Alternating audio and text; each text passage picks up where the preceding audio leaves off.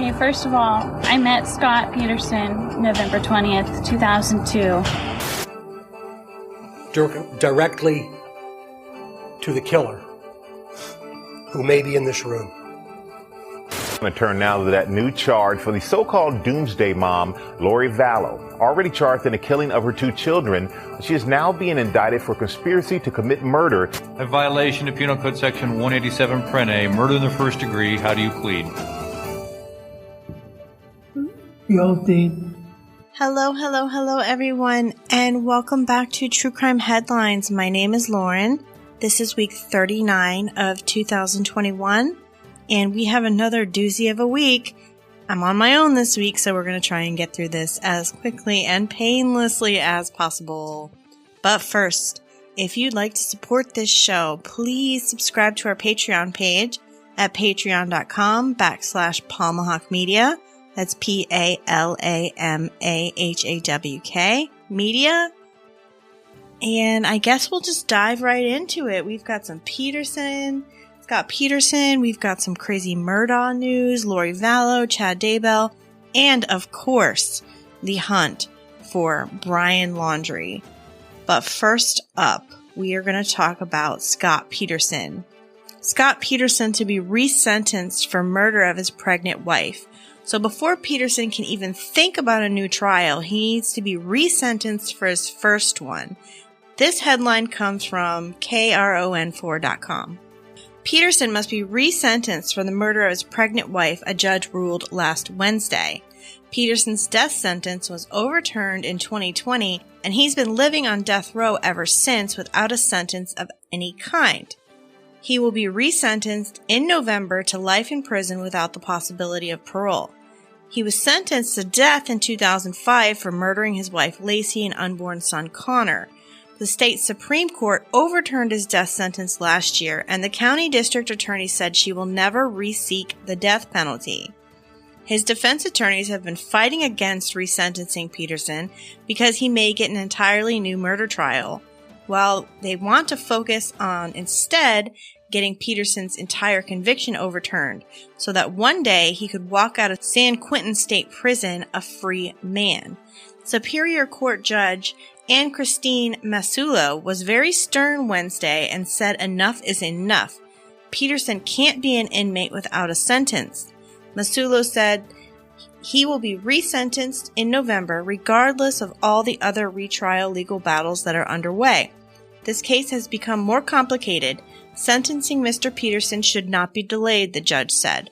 So far, Peterson has only appeared in court via a Zoom video feed from San Quentin. On Wednesday, the judge said Peterson must appear in person in the courtroom for this sentencing hearing.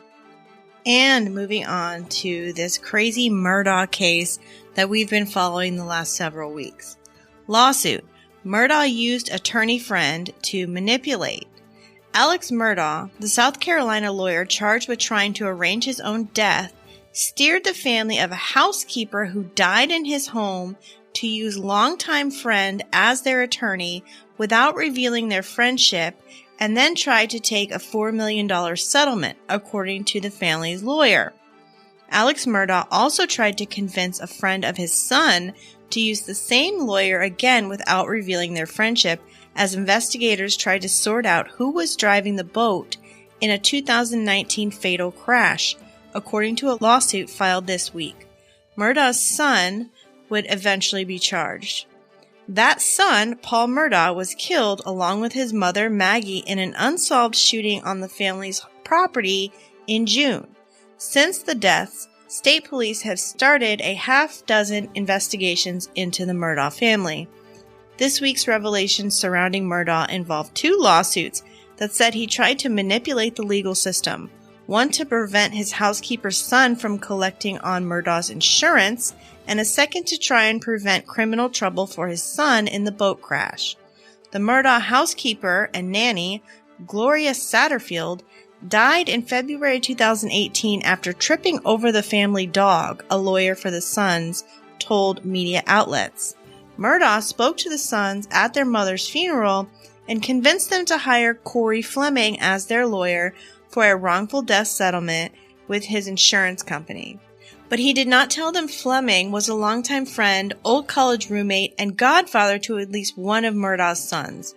Murdaugh and Fleming arranged a $505,000 settlement in public records almost a year ago, which the sons have not seen a dime of, attorney Eric Bland said.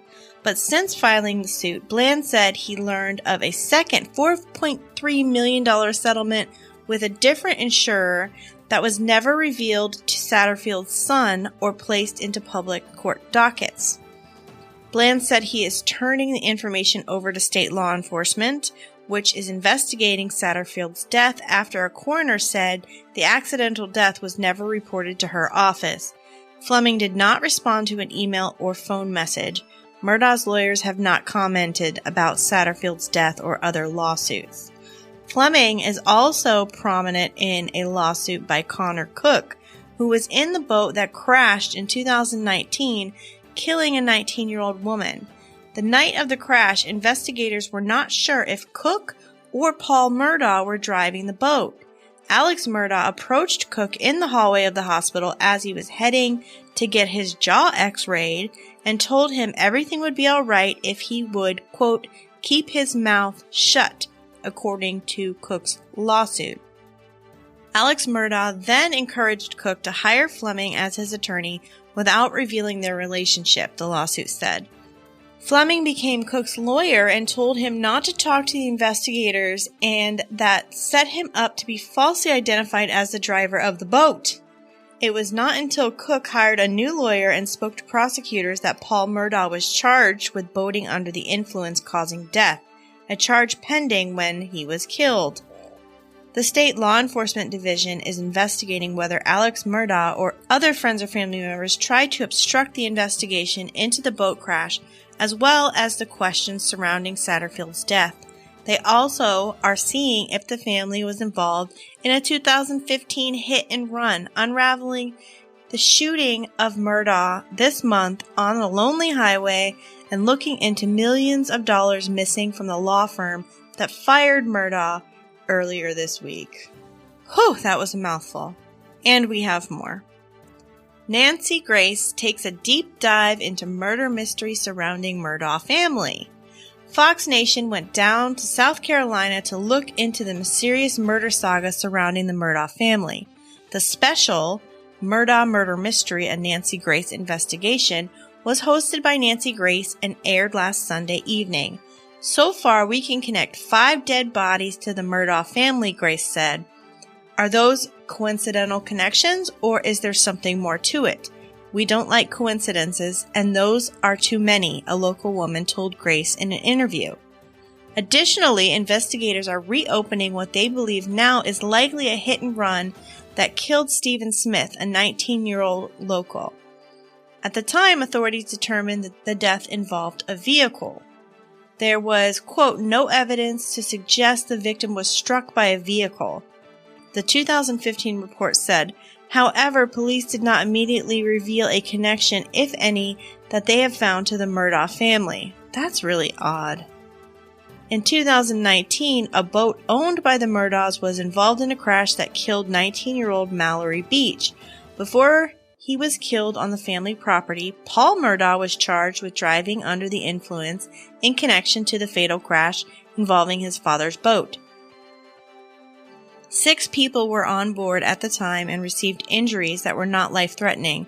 For example, one passenger, Connor Cook, who we just spoke of, broke his jaw in the crash. While he was being deposed, Cook claimed that he did not immediately tell authorities who was driving because of, quote, who they are. The Murdaugh family are a well-known family in South Carolina, and their legal dynasty goes back almost a century.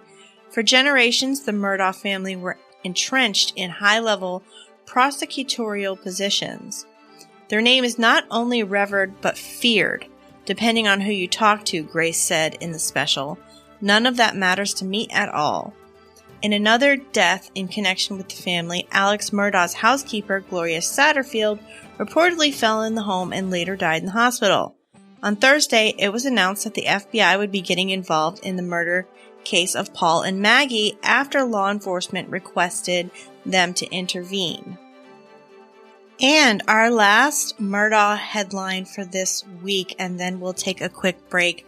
Maggie Murdaugh saw a divorce lawyer 6 weeks before she and her son were murdered. 6 weeks before Maggie Murdaugh and her son Paul were murdered on the grounds of their family's 1,770-acre hunting lodge, Maggie met with a divorce attorney in Charleston, South Carolina, a law enforcement source familiar with the investigation tells People.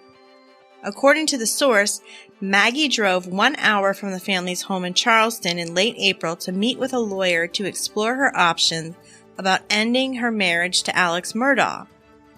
What happened during that exploratory consultation is not known, but the source tells People that Maggie, 52, had just begun to look into the family finances to determine the state of their marital assets.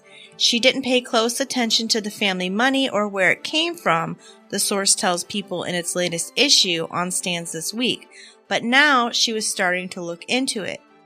Alex's co-workers noticed a cooling in the couple's relationship and tell People that Maggie no longer came by the office to have lunch with her husband as she had done in the past. It's unclear whether the possible divorce had anything to do with Maggie's death. She and her younger son Paul were fatally shot outside the family home on June 7th. Alex returned to the family property shortly after 10 p.m. and called 911 to report the discovery of the bodies. Authorities have also not identified a motive or suspect in the killing of Maggie and Paul. No suspects have been arrested, and authorities are giving scant information about the killing except to say that Maggie and Paul were shot with 2 different firearms.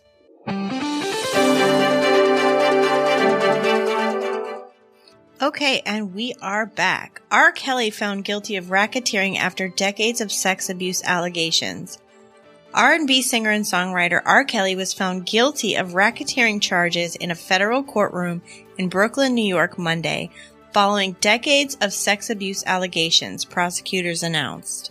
The verdict followed a trial that began on August 18th and included 50 witnesses.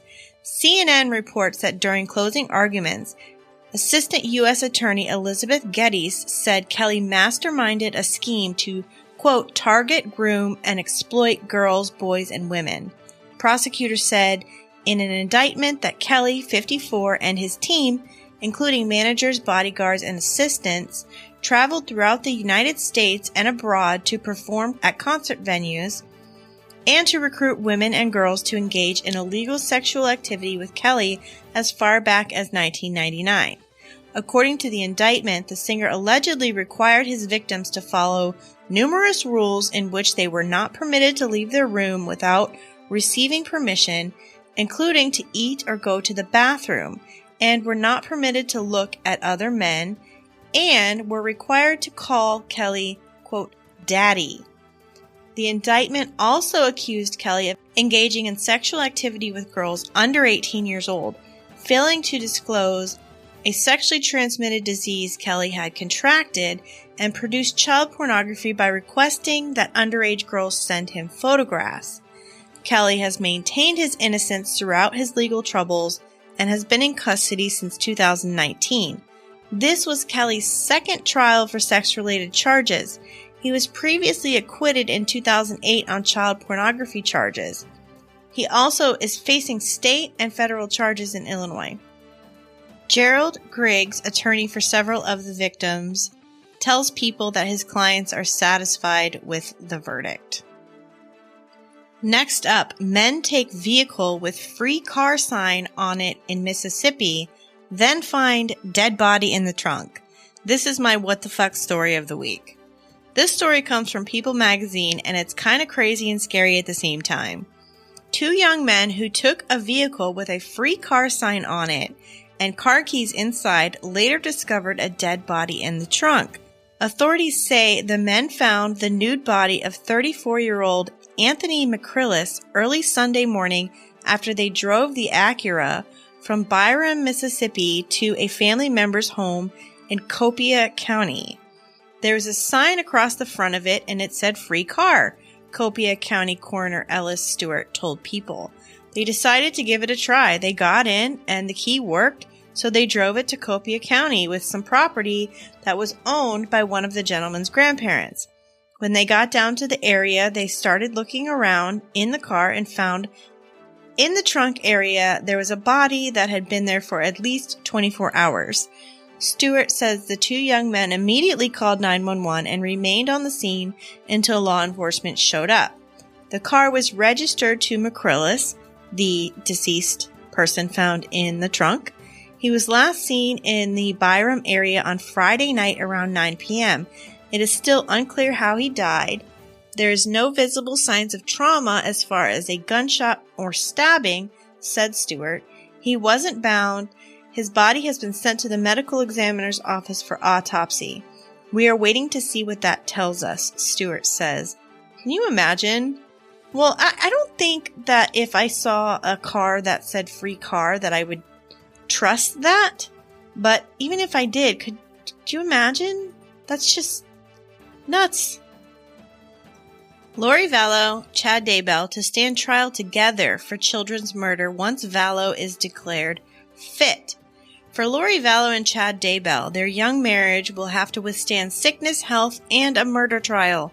The newlyweds will be reunited in the courtroom to stand trial together for the murder of Vallow's children, 7-year-old JJ and 17-year-old Tylee, as soon as Vallow is declared competent, 7th District Court Judge Stephen Boyce said during a hearing last week, the Rexburg Standard-Journal reported on Sunday. Madison County Prosecutor Rob Wood and Fremont County Prosecutor Lindsay Blake filed a joint request to Boyce asking for Vallow and Daybell to face a jury together, citing that evidence demonstrates the defendants acted in concert in a common scheme or plan as well as a conspiracy. Vallow, who was declared unfit to stand trial in June and committed to a mental health facility for restorative treatment, had her stay extended another 80 days on September 8th, meaning the joint trial would not begin until at least March. Daybell's trial was originally scheduled for November 8th, but it has already been postponed. Investigators believe Vallow and Daybell killed JJ and Tylee in early September 2019, although the bodies were not found until June of 2020, buried on Daybell's Idaho property. JJ's arms and legs were duct taped together inside a garbage bag, and Tylee's body had been dismembered and burned. Daybell was arrested and has been charged with the murders of both children, as well as first-degree murder and insurance fraud in the death of his late wife, Tammy Daybell. Idaho prosecutors said last month that they plan to seek the death penalty, calling the murders especially heinous, atrocious, and cruel, saying that Daybell has exhibited a propensity to commit murder, which will probably constitute a continued threat to society. Vallow was already behind bars when her children's bodies were dug out of the ground and faces the same charges in the deaths of JJ and Tylee, in addition to one count of conspiracy to commit first-degree murder in the 2019 death of her fourth husband, Charles Vallow. Charles was fatally shot by Lori's brother Alex Cox in Chandler, Arizona, and Cox died months later.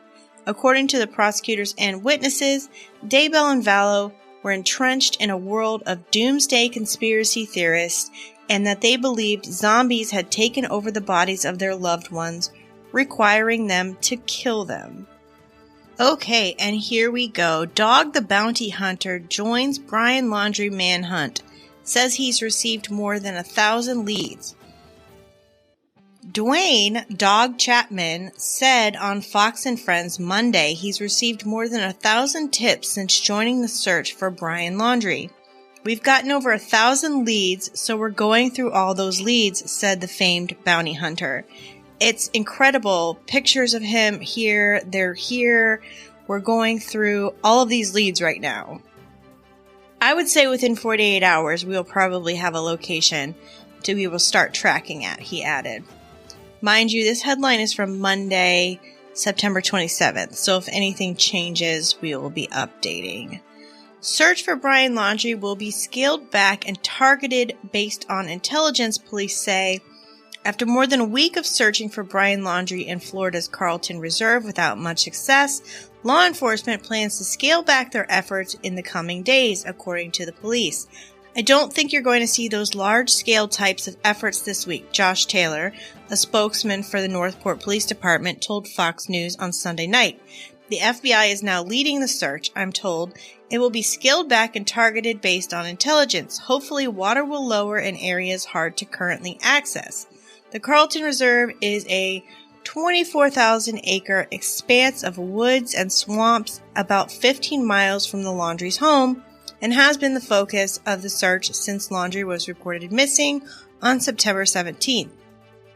Florida cattle rancher Alan McEwen said Sunday that there's no surviving in the reserve, which is home to alligators, panthers, black bears, wild boar, and poisonous snakes. I've learned a lot in my life, and one thing I know is no one is going to survive out there for 2 weeks on foot, he told Fox News' Paul Best.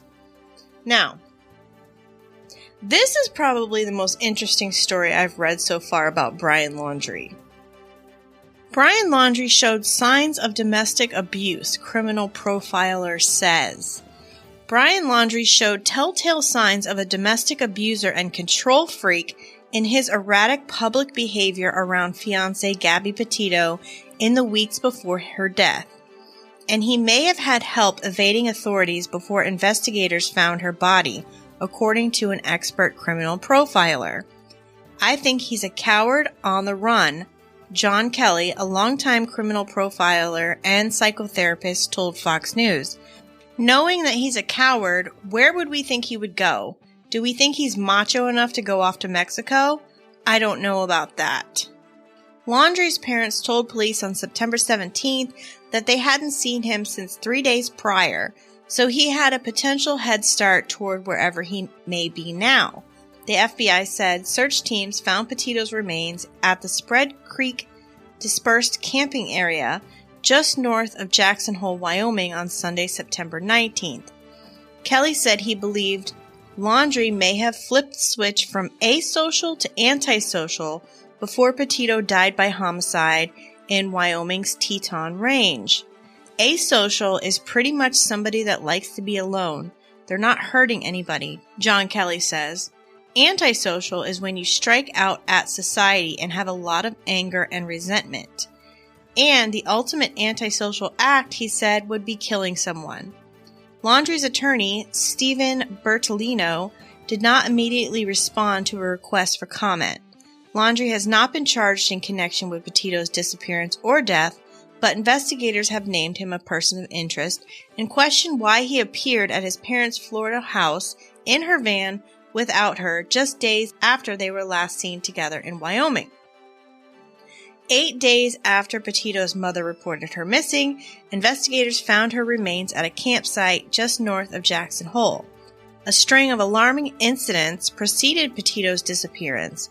Police responded to the alleged domestic incident in which a caller reported seeing Laundrie slapping and hitting Petito. When they arrived, the couple and other witnesses said nothing about that allegation, and police eventually asked them to split up for the night and let them go. 2 weeks later, in Jackson Hole, Laundrie was seen arguing with a waitstaff at the Mary Piglet's restaurant. Eyewitnesses said a distraught Petito apologized to the workers, and that contradiction of Laundrie's rage could have set off the next fight, according to multiple experts. And the conflicts illustrate that Laundrie couldn't take criticism well, especially not from women, Kelly said. Taken together, these cases could paint a portrait of a domestic abuser. Another concerning aspect Kelly saw in Laundrie's social media postings is the artwork he shared to his Instagram. Images of demons, werewolves, and other monstrosities. I see a projection of himself in his art, where he understands to some point that he has this monster inside of him, or he is a monster, Kelly said, and this monster may have to come out. Kelly said he suspects the Laundrie's entire self-worth was built around his relationship with Petito, and that without her, he's got nothing. But he said that documented fights involving Laundrie and Petito, a police-involved stop in Moab, Utah, and a spat with the waitstaff at a restaurant in Jackson Hole, Wyoming, illustrate that Laundrie couldn't take criticism well, especially from women. These guys cannot take criticism, he said. and usually if their issues are with the female, they cannot take criticism from a female. When Laundrie disappeared from his parents' house last week, he left his phone and wallet behind when he vanished, leading Kelly to believe that he's on the run with no intention of being found. Often when people go off to harm themselves, he said, they will bring their phones so their remains can be found. But for that same reason, a phone would be a liability for someone on the run. Usually, to me, that means somebody that wants to be on the run and travel under the radar, and then if he's stopped by the cops, he can give a fake name. He has no ID on him, and they can't readily know who he is. Kelly has worked on a number of high-profile cases, including the Golden State Killer, the Long Island serial killer, and the Green River Killer.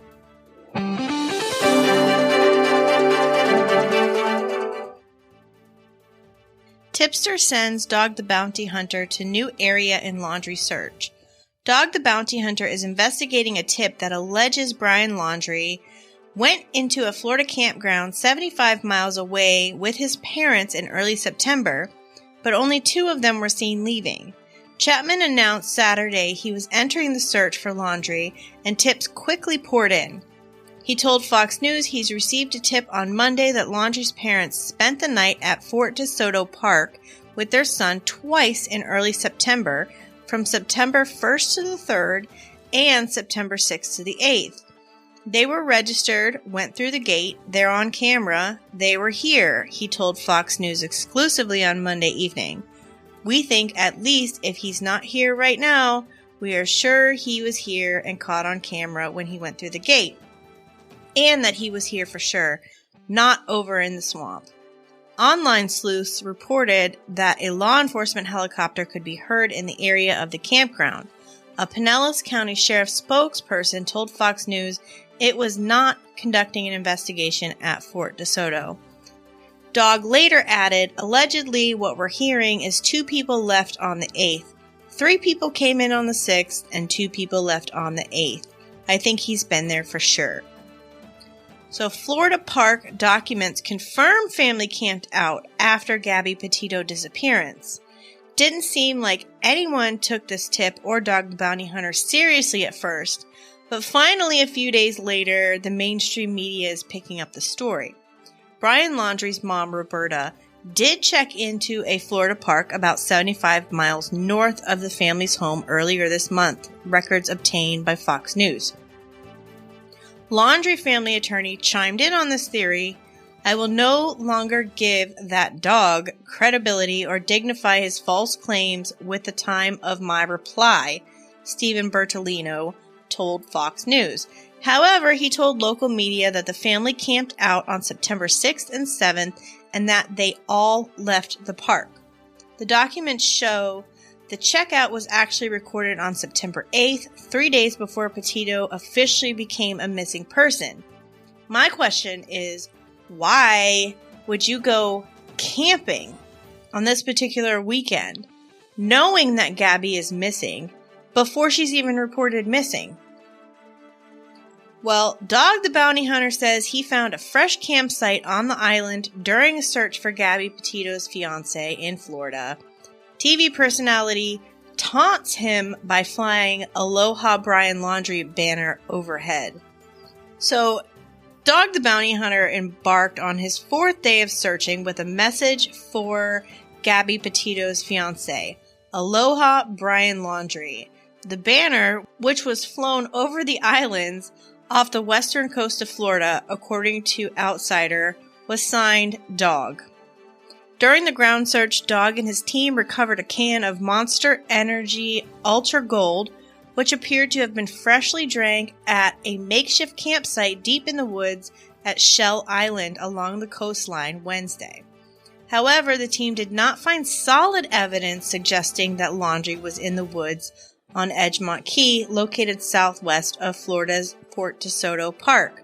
It was also revealed Thursday, according to Northport police logs provided to DailyMail.com, that officers received 2 911 calls connected to the Laundrie family home on September 10th, the day before Petito was reported missing.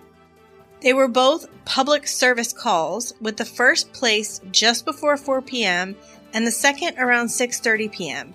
It is unclear who called 911 or what those calls entailed, as the logs have been partially redacted. However, both calls have been given the brief description of problems settled. Officers also received 3 calls connected to the residence on September 11th, the day Petito's mother filed a missing persons report for the 22-year-old.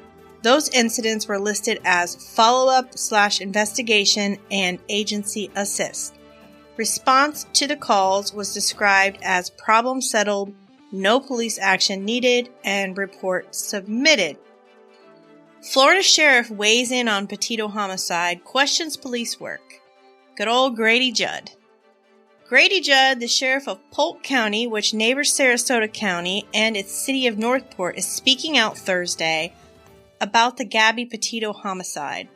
I can tell you, at this sheriff's office, when he showed up with Petito's van and she was no place to be found, we would have never let him out of our custody that day, Judd said in a response to a question about Petito from a reporter. Other than that, I'm not sure where their investigation is. As of midday Thursday, the location of Brian Laundrie, the person of interest in Petito's death, remains unknown. I can tell you that, according to Florida law, when Petito was a victim of domestic violence originally, he would have been arrested, Judd added.